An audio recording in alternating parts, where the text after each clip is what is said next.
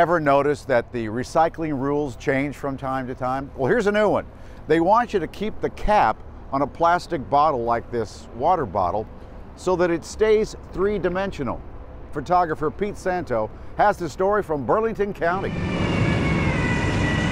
In Burlington County, New Jersey, recycling has become a way of life, just like in most parts of our region. The county collects from all 40 municipalities and covers over 800 square miles, which is the largest in the state. Starting in 1982, the Regional Recycling Program has been operated by the Occupational Training Center in West Hampton. The OTC is a private, nonprofit agency that trains and employs individuals with disabilities. We dispatch approximately 27 trucks a day who go throughout the county picking up materials curbside from residents as well as multifamily homes, bringing that material back here, and we process that material.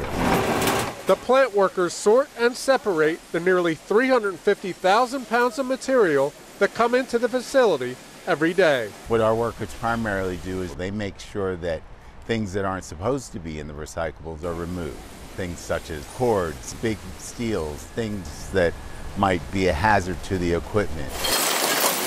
These giant machines process everything into different commodities: cardboard, mixed paper, and containers by type, which would be your plastic, aluminum, or glass bottles and cans. The system works primarily by size reduction. So the first thing that gets removed from the stream is cardboard because it's the largest material. Then the rest of the material gets separated according to its dimension. If it's two-dimensional like paper, it gets separated on one stream.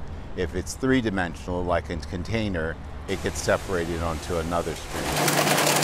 Of the 350,000 pounds of material that come in each day, 40,000 pounds of it are material that shouldn't actually be recycled. We find some pretty crazy items that come through the line, this sword being one of them. Rachel Barton, who is the county's Assistant Recycling District Coordinator, says there's a reason why residents should only put proper items into the big blue recycling bucket. Just last year in the county, residents saved $3.4 million in landfill tipping fees by recycling about 40,000 tons.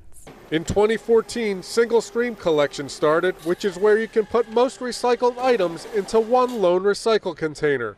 While this makes it more convenient for residents, it also can be rather confusing, and thus the county puts out a pamphlet that updates what can and can't be put in the recycling. It's very important for residents to actually read that because that's how they know what goes into their curbside recycling container.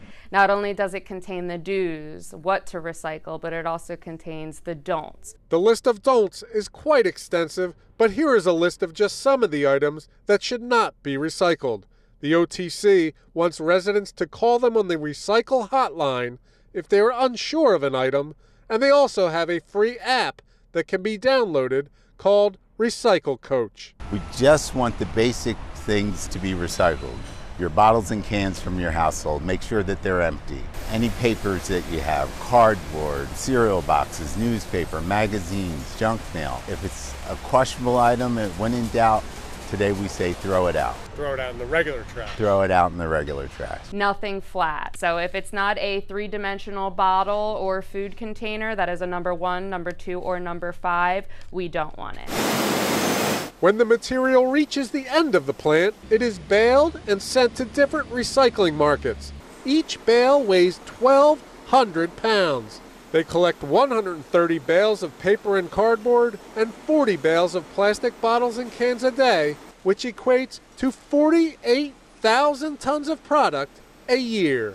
It is really important that people understand that the quality of what they're putting out is important to us at the end of the day. We sell each of those commodities. They all have a value in the marketplace and are all sustainable in terms of the recycling market. It's quite a process. Yes, it is. I'm still amazed after all these years when you come in and you see the pile of mixed material at the beginning of the facility, and then you go to the end of the facility where everything gets baled into its separate commodities. It's pretty amazing to see how that gets done.